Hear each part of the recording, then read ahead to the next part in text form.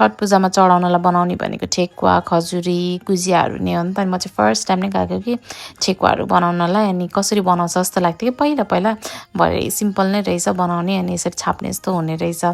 अनि यो चाहिँ चुलामा नै बनाउनुपर्छ, झन् चढाउने चाहिँ मेनली भन्ने हुन्छ। अनि चुला पनि हुन्छ नि, बाल्दाखेरि पनि त्यो फुक्न पनि मिल्दैन रहेछ। कस्तो के एकदम धेरै नै नियमहरू छ क्या छठ पूजा। अनि एकदम नै चोखो गरेर नि बनाउनुपर्छ। अनि धेरैजना भएपछि एकैचोटि छिनमै भनौँ न कामहरू पनि सकिने। अब एकजनाले बेल्ने एकजनाले तार्ने, अब गुजियाहरू बनाउनु ओर्नु नि छिट्टै भइहाल्यो क्या।